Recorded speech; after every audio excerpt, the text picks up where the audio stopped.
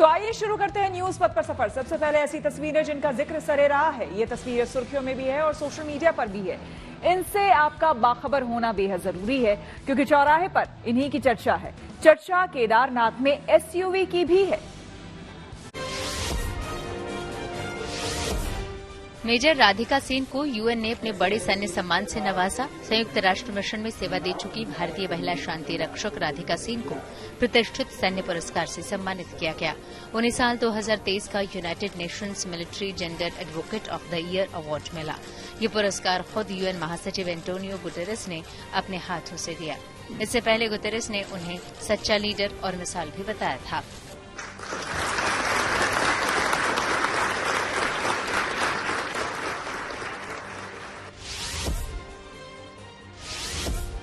केरल के त्रिशूर में एक महिला ने चलती बस में एक बच्चे को जन्म दिया। इस दौरान बस ड्राइवर और कंडक्टर ने भी सूझबूझ दिखाई, जिसकी काफी तारीफ हो रही है।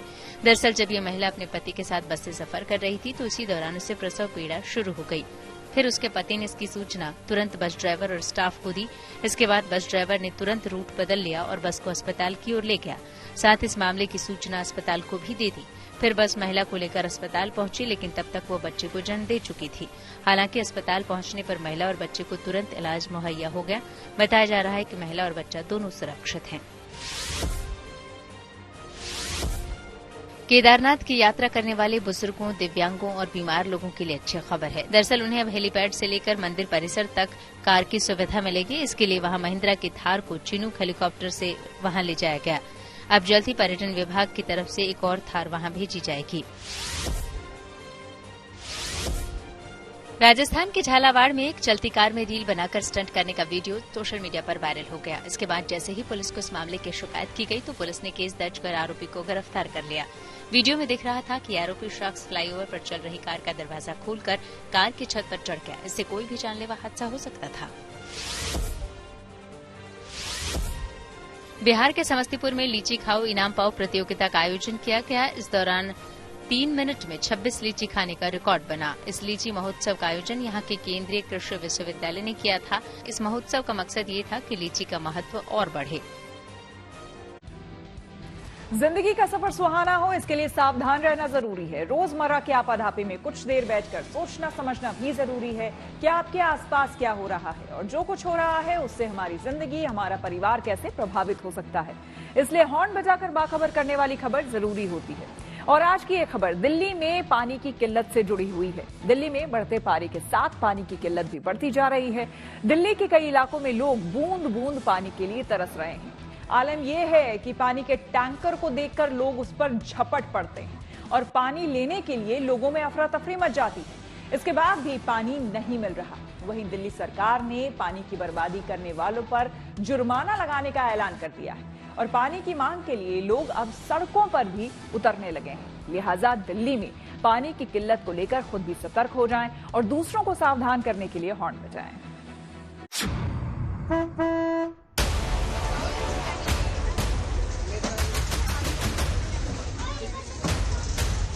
ये बताइए कि ये पानी अब खत्म हो गया टैंकर का खत्म हो गया जी।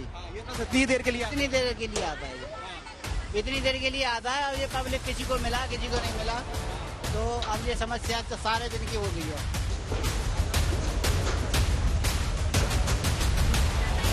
यहाँ पे ना पानी आएगा ना पाइप आएगा, कुछ नहीं आएगा, यहाँ नहीं होगी समस्या। क्यों ऐसे कह रहे हैं? फायदा नहीं है आपका, क्यों ऐसे कह रहे हैं? है यहाँ पे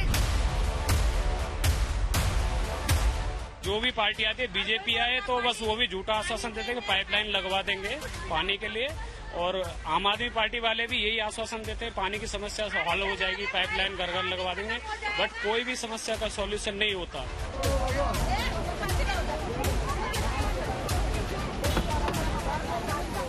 दिल्ली जल बोर्ड के टैंकर से लटकती ये ढेर सारे पाइप अब पानी को तरसती दिल्ली के लिए लाइफलाइन बन गए हैं। पानी की किल्लत से परेशान लोगों के बीच जब ये टैंकर पहुंचते हैं तो पानी भरने की होड़ लग जाती है। पानी पाने के जद्दोजहद में लोगों के बीच आपस में धक्का मुक्की और कहासुनी भी हो जाती है। दिल्ली के कई इलाकों में पानी की सप्लाई नहीं हो पा रही है, इसलिए सरकार की तरफ से टैंकर की व्यवस्था की जा रही है। लेकिन आगे बढ़ने से पहले एक और तस्वीर देख लीजिए। 2 मिनट 40 सेकंड के इस वीडियो में आप देख सकते हैं कि पानी का टैंकर जैसे ही गली में पहुंचता है तो कुछ नौजवान दौड़ते हुए उस पर चढ़ जाते हैं, जबकि महिलाएं और कुछ दूसरे लोग हाथ में प्लास्टिक के बड़े बड़े डिब्बे और पाइप लेकर टैंकर के पीछे भागते हैं। टैंकर के रुकते ही ऊपर चढ़े लड़कों को पाइप पकड़ाए जाते हैं और देखते ही देखते टैंकर से तमाम पाइप लटक जाते हैं, जिससे लोग टैंकरों का पानी अपने डिब्बे में भरने लगते हैं।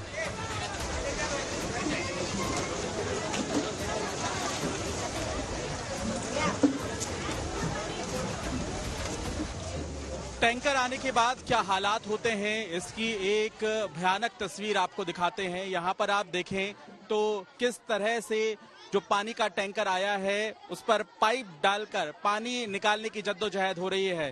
लोग टैंकर के ऊपर चढ़कर पाइप डालते हैं और यहाँ पर आप देखिए जो महिलाएं हैं वो पानी भरते हुए नजर आ रही हैं। और यहाँ तस्वीरें आप नीचे भी देखिए, यहाँ पर कोशिश है कि पानी जो है वो भर लिया जाए। और यहाँ इन तस्वीरों से आप समझने की कोशिश कीजिए कि इन इलाकों में पानी की कितनी जरूरत है।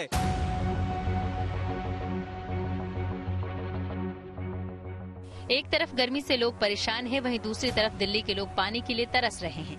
दिल्ली में भीषण गर्मी के चलते पानी की डिमांड काफी बढ़ गई है, जिसने हालात बिगाड़ दिए हैं। लिहाजा पानी के लिए हर तरफ मारामारी है।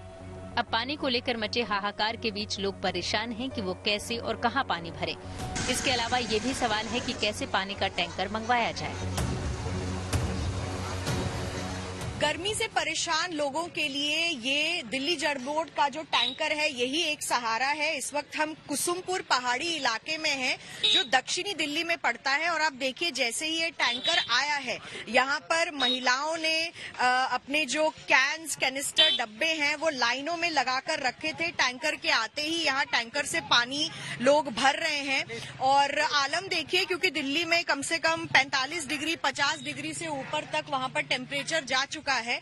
और लगातार यहाँ पर आप देख रहे हैं कि दिल्ली में जिनके पास पानी का कनेक्शन नहीं है ऐसे इलाकों में इनको टैंकर का ही सहारा लेना पड़ता है। कुछ लोगों से बात भी करेंगे। अम्मा यहाँ पे पानी का कनेक्शन है? नहीं है। नहीं। कब से नहीं है? बहुत साल हो गए, है ही नहीं है हमारी इधर। आपके कितने डब्बे लगे हुए हैं? हमारी 6 कैन लगी हैं। 6 कैन लगे? हाँ। तो परिवार से कौन ले जाएगा पानी भर के? बेटा आएगा या बहू आएगा। बेटा काम करेगा तो बहू अकेली तो बहू धोएगा। फिलहाल दिल्ली में पानी के संकट को नजरअंदाज करना अब मुश्किल हो गया है। कई इलाकों में लोग खाली बाल्टी लेकर पानी के टैंकरों की ओर भागते नजर आए। कुछ लोग तो पानी भरने के लिए लाइन में लग गए। चाणक्यपुरी के संजय कैंप में लोग टैंकरों से पानी भरने के लिए फुटपाथ पर लाइन में खड़े नजर आए। जैसे ही एनडीएमसी का टैंकर आया, लोग पाइप लेकर उसकी ओर दौड़ पड़े और कुछ लोग बाल्टी भरने के लिए टैंकर के ऊपर चढ़ गए। दिल्ली में लगातार गर्मी के मौसम में अक्सर ये मंजर देखने को मिलता है और लोगों का कहना है कि आज से नहीं कई सालों से चाहे सरकारें आती हो जाती हो, नई सरकारें आ रही हो या बदल रही हो, मेरे पीछे जो आप हालात देख रहे हैं ये पीने के पानी के लिए लोग सुबह यहाँ जद्दोजहद कर रहे हैं। और जैसा कि मैंने बताया कि ये आज का मंजर नहीं है, ये हमेशा से यही हालात रहे हैं। दिल्ली के दक्षिण दिल्ली के इलाके में इस वक्त हम हैं, कुसुमपुर पहाड़ी पर हैं, जहां पर लोगों को लगातार पानी भरना पड़ता है। हम कुछ लोगों से बात भी करना चाहेंगे। भैया आप बता रहे थे कि ये आज का माहौल नहीं है, ये हमेशा से ही ऐसे रहा है, तो क्या आपको लगता है ये कभी बदलेगा? नहीं बदलेगा। अगर देखा जाए जैसे मेरे हिसाब से सरकार खर्चा तो करती है, इलेक्शन के वक्त पे प्रचार पे जो खर्चा करती है, एक पैसा वो हो गया, इन ड्राइवरों की सैलरी हो गई, इन गाड़ी का खरीदने का पैसा हो गया, इनका फ्यूल हो गया। 15 साल से अगर कैलकुलेट करा जाए तो ये हिसाब किताब कई करोड़ में जाता है। दिल्ली में जिन इलाकों में पानी का संकट है उनमें Chanakyapuri, Rohini, Begumpur, Vasant Kunj, Indra Enclave, Rohini, Begum Vihar, Begumpur, Rajiv Nagar, Kailash Vihar, Sultanpuri, Mangolpuri, Jahangirpuri, New Modern Shahdara, New Ashok Nagar, Chilla Gaon, विकास नगर, सराय रोहिल्ला, मानकपुरा, देवनगर, बापा नगर, बलजीत नगर, दक्षिणी पटेल नगर, ईस्ट पटेल नगर, संजय कॉलोनी, संगम विहार, देवली, नजफगढ़, महिपालपुर, द्वारका में पानी की किल्लत है। दिल्ली में पानी की किल्लत के बीच मुख्यमंत्री अरविंद केजरीवाल ने एक्स पर लिखा, इस बार पूरे देश में अभूतपूर्व गर्मी पड़ रही है, जिसकी वजह से देश भर में पानी और बिजली का संकट हो गया है। पिछले वर्ष दिल्ली में बिजली की पीक डिमांड 7,438 मेगावाट थी। इसके मुकाबले इस साल पीक डिमांड 8,302 मेगावाट तक पहुंच गई है। इसके बावजूद दिल्ली में बिजली की स्थिति नियंत्रण में है। अन्य राज्यों की तरह पावर कट नहीं लग रहे, पर इतनी भीषण गर्मी में पानी की डिमांड बहुत बढ़ गई है और जो पानी दिल्ली को पड़ोसी राज्यों से मिलता था उसमें भी कमी कर दी गई है, यानी डिमांड बहुत बढ़ गई और सप्लाई कम हो गई। वहीं दिल्ली सरकार की तरफ से पड़ोसी राज्यों से पानी की डिमांड की जा रही है। इस बीच पानी बर्बाद करने वालों के खिलाफ भी एक्शन शुरू हो गया है। दिल्ली में पानी बर्बाद करने वालों पर 2,000 रुपए का जुर्माना लगाया जा रहा है, जिसके लिए 200 टीमें तैयार की गई हैं। इसके लिए दिल्ली सरकार की तरफ से एक हेल्पलाइन नंबर जारी किया गया है। 1916 पर फोन करके दिल्ली के लोग पता कर सकते हैं कि कब उनके इलाके में वाटर टैंकर आएगा। इसी हेल्पलाइन नंबर पर कॉल करके लोग अपने इलाके में पानी का टैंकर मंगवा सकते हैं। हालांकि किल्लत इतनी है कि जल्दी टैंकर पहुंचने के आसार काफी कम हैं। दिल्ली में पानी का संकट बेहद गहरा है। पानी के लिए लोग लंबी लंबी लाइनों में लगे हुए हैं। वहीं पानी की किल्लत को लेकर जगह जगह प्रदर्शन भी हो रही है। संकट इतना बड़ा है कि गुरुवार को दिल्ली सरकार को इमरजेंसी बैठक बुलानी पड़ी। लिहाजा दिल्ली में पानी की किल्लत को लेकर खुद सतर्क हो जाएं और दूसरों को भी सावधान करने के लिए हॉर्न बजाएं।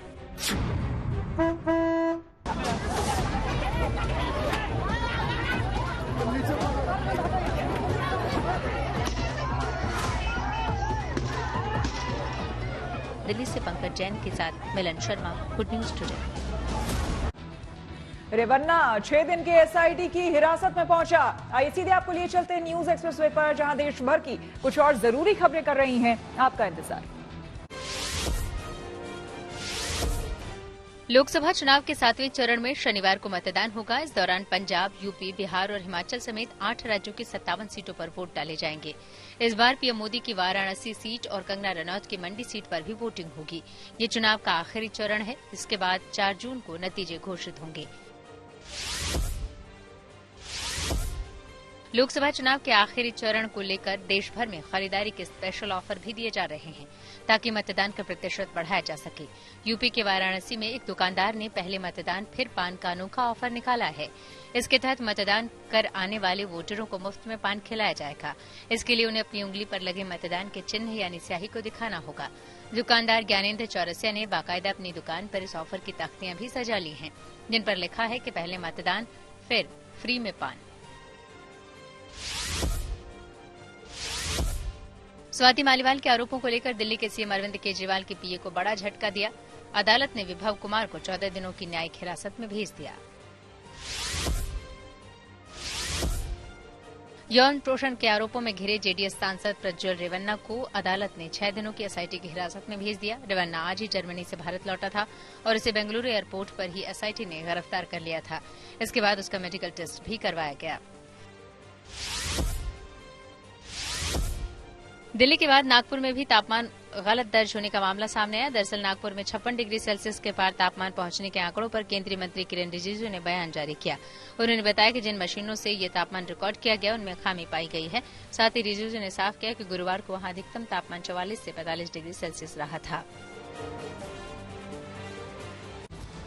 और खबरों के एक्सप्रेसवे से आगे रुक करते हैं सियासी ढाबे का, जहां आज की सबसे दिलचस्प खबर मौजूद है। प्रधानमंत्री नरेंद्र मोदी कन्याकुमारी में विवेकानंद रॉक मेमोरियल में साधना कर रहे हैं और वहां वो 48 घंटे तक ध्यान साधना करेंगे। लेकिन प्रधानमंत्री मोदी की इस ध्यान साधना को लेकर दिल्ली में सियासी घमासान मचा हुआ है। विपक्ष आरोप लगा रहा है कि कैमरे के सामने ध्यान करके मोदी नाटक कर रहे हैं। इतना ही नहीं, तमिलनाडु कांग्रेस तो प्रधानमंत्री मोदी के मौन व्रत के खिलाफ हाईकोर्ट पहुंच गई है। तमिलनाडु कांग्रेस का आरोप है कि प्रधानमंत्री मोदी पद का दुरुपयोग कर रहे हैं। वहीं बीजेपी विपक्ष को सनातन विरोधी बता रही है।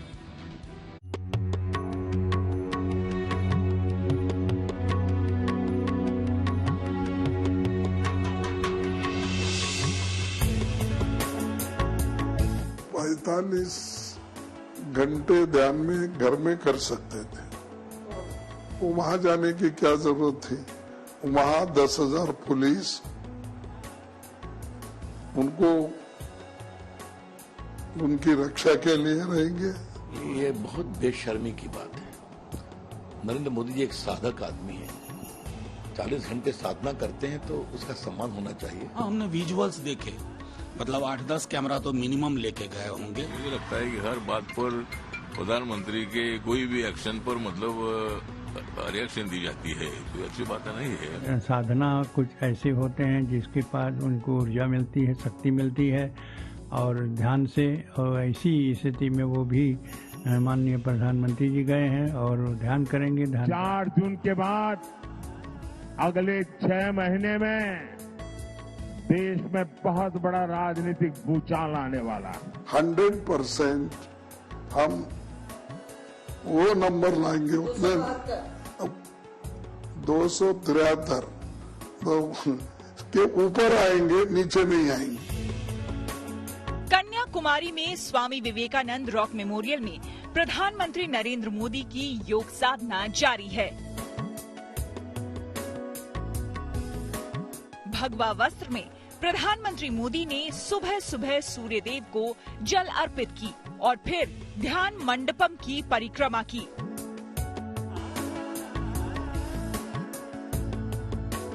इसके बाद प्रधानमंत्री नरेंद्र मोदी साधना के लिए एक आसन पर ज्ञान मुद्रा में बैठे और दाएं हाथ में रुद्राक्ष की माला के साथ मंत्रोच्चार करते दिखाई दिए।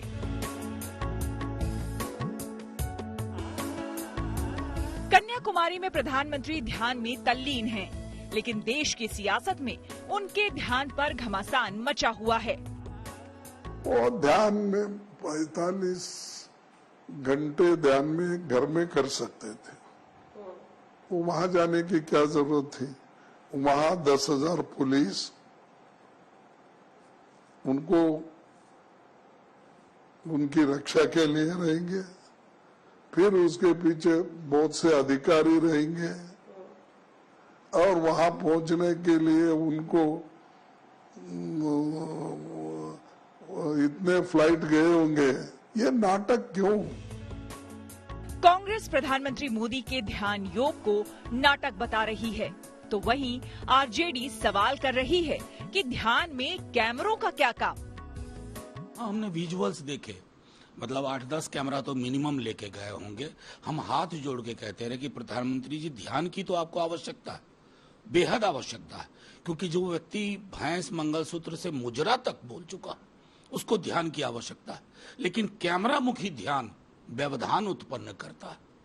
मैं तो अब लेकिन ये मानता हूं बीते 10-12 वर्षों में उनको देखते हुए कि कुछ बहुत ही जरूरी कार्य को छोड़ करके प्रधानमंत्री जी मूलतः कैमरा मुखी हैं और कैमरा के अधीन है। कांग्रेस और विपक्षी दलों के सवाल पर बीजेपी ने भी पलटवार किया है। बीजेपी ने कहा कि कांग्रेस ओछी राजनीति कर रही है। ये बहुत बेशर्मी की बात है। नरेंद्र मोदी जी एक साधक आदमी है, 40 घंटे साधना करते हैं तो उसका सम्मान होना चाहिए। अब इस तरह की घटिया बातों पर मुझे कोई टिप्पणी नहीं करना है।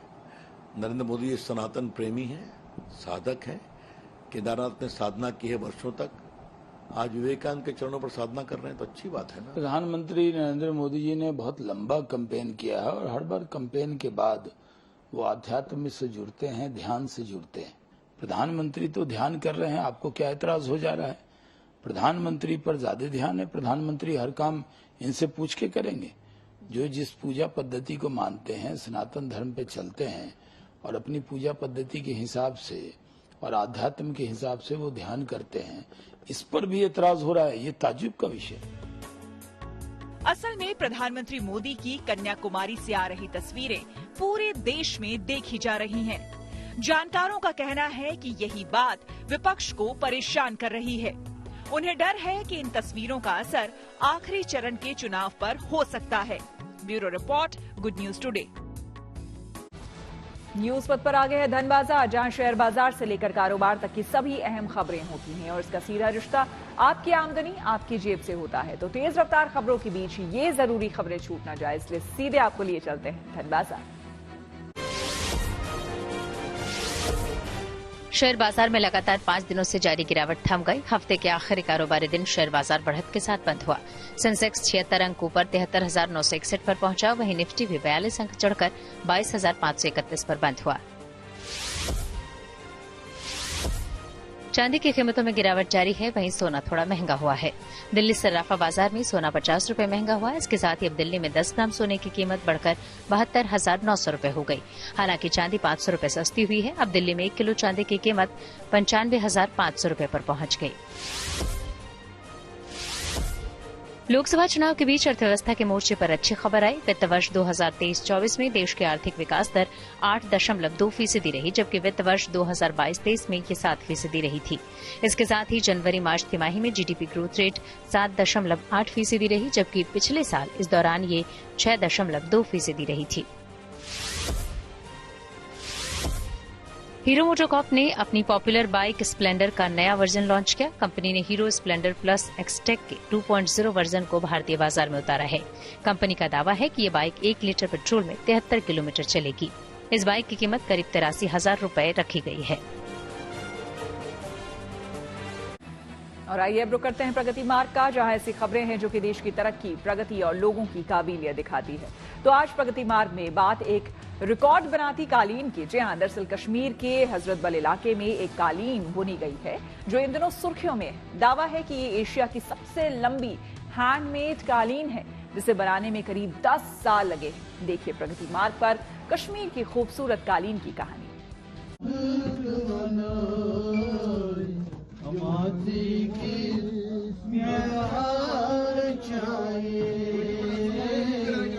लोकगीत गाते, सुर में सुर मिलाते ये कारीगर कश्मीर के हैं, जो बुन रहे हैं धागों से एक कहानी।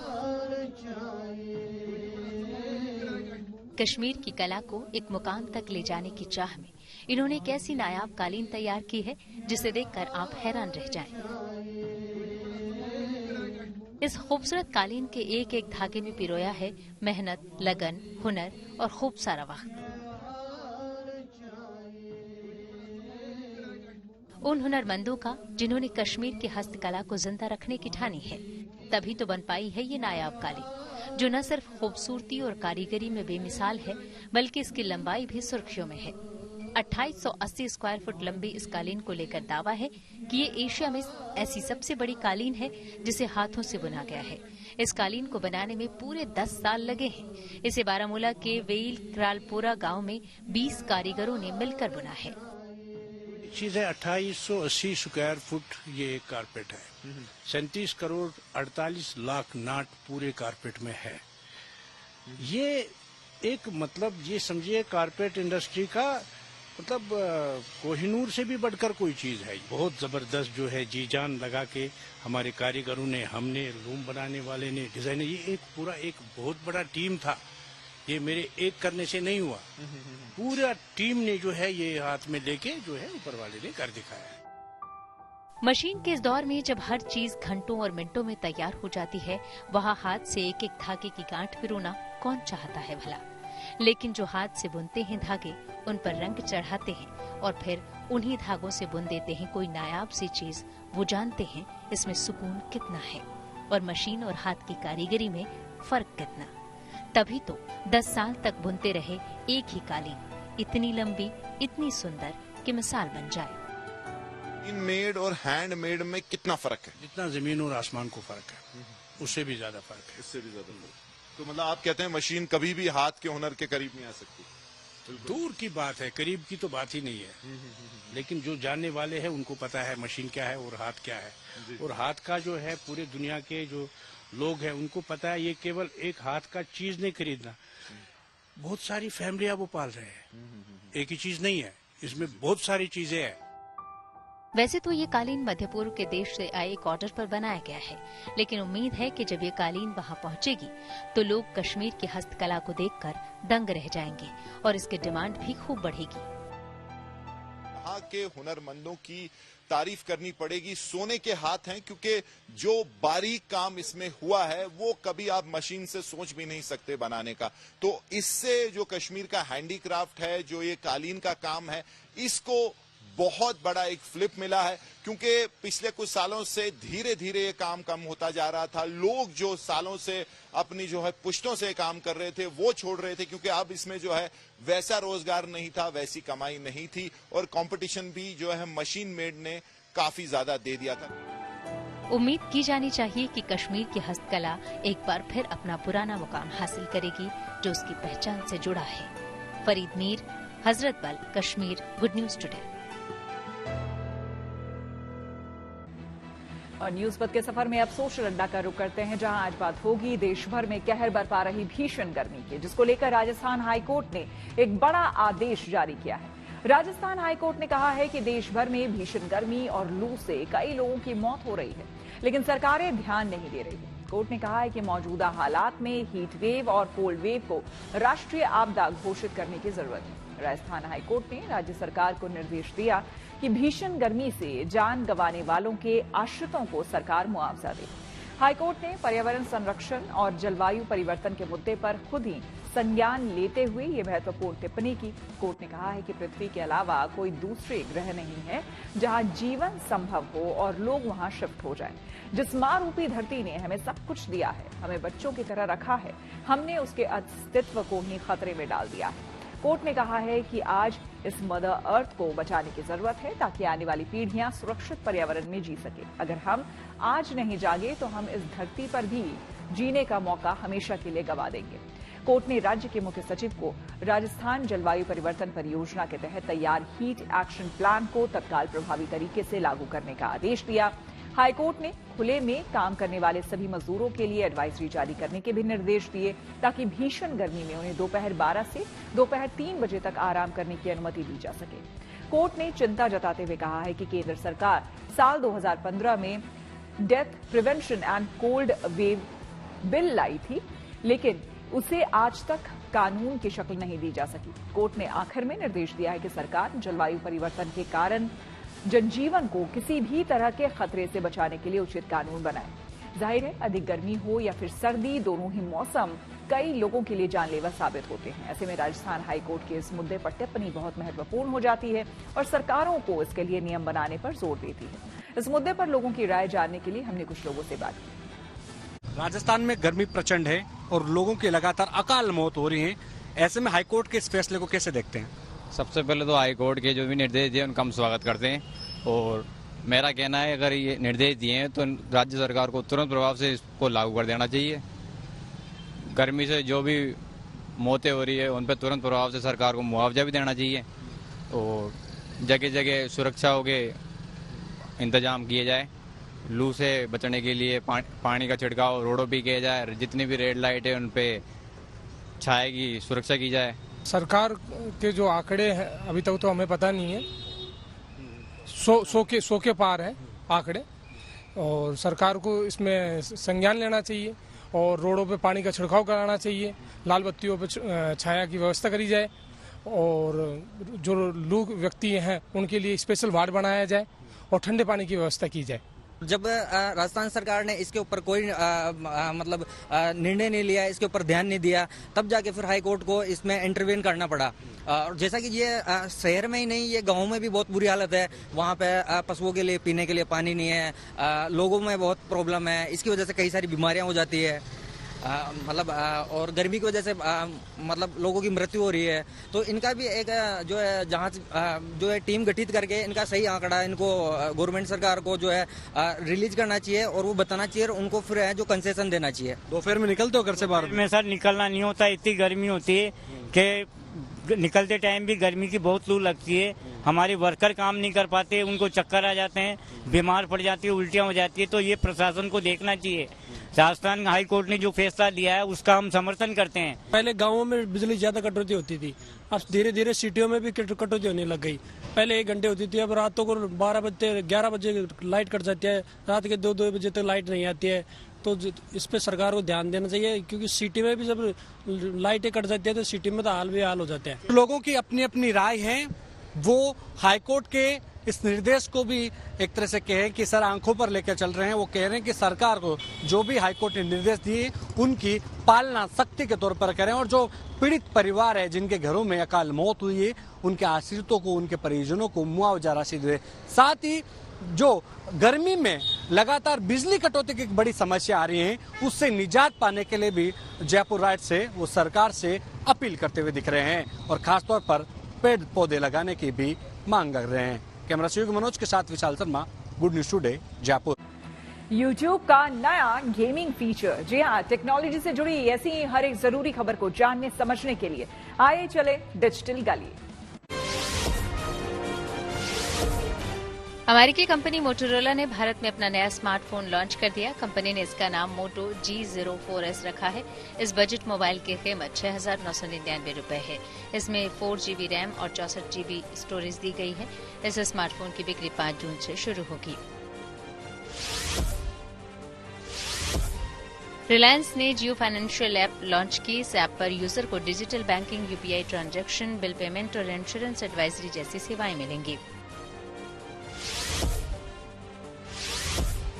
YouTube गेमिंग पसंद करने वाले यूजर्स के लिए एक अच्छी खबर लेकर आया। दरअसल उसने एक नया गेमिंग फीचर प्लेएबल्स लॉन्च कर दिया। इस फीचर के जरिए आप YouTube पर 75 गेम खेल सकते हैं। इमरान का बाजवा पर निशाना। आइए सीधे आपको लिए चलते हैं न्यूज एक्सप्रेसवे पर, जहां देश और दुनिया की कुछ और जरूरी खबरें कर रही हैं आपका इंतजार। हिमाचल प्रदेश में विश्व के सबसे ऊंचे मतदान केंद्र ताशीगंग में भी 7वें चरण के मतदान को लेकर तैयारियां पूरी हो गईं। इस मतदान केंद्र को खूबसूरत तरीके से सजाया गया है। यहां कुल 62 मतदाता हैं। बताया गया है कि इस पोलिंग बूथ पर चुनाव कर्मचारी पारंपरिक वेशभूषा में नजर आएंगे। ये मतदान केंद्र समुद्र तल से 15,256 फीट की ऊंचाई पर है। ये इलाका मंडी संसदीय सीट में आता है। ओमान के मस्कट से केरल के कन्नूर एयरपोर्ट पहुंची एक एयर होस्टेस से 960 ग्राम सोना बरामद किया गया। बताया जा रहा है कि वो इस सोने को अपने निजी पार्ट में छिपा कर लाई थी, लेकिन फिर एयरपोर्ट पर उसे रोक लिया गया। फिलहाल इस एयर होस्टेस को हिरासत में ले लिया गया है। वो कोलकाता की रहने वाली है। शुरुआती जांच में पता चला है कि वो पहले भी सोने की तस्करी के मामले में शामिल रही है। इसी के साथ न्यूज पथ में मेरे यानी कि श्वेता झा के साथ फिलहाल इतना ही। देश दुनिया की तमाम पॉजिटिव खबरों के लिए आप देखते रहिए गुड न्यूज टुडे।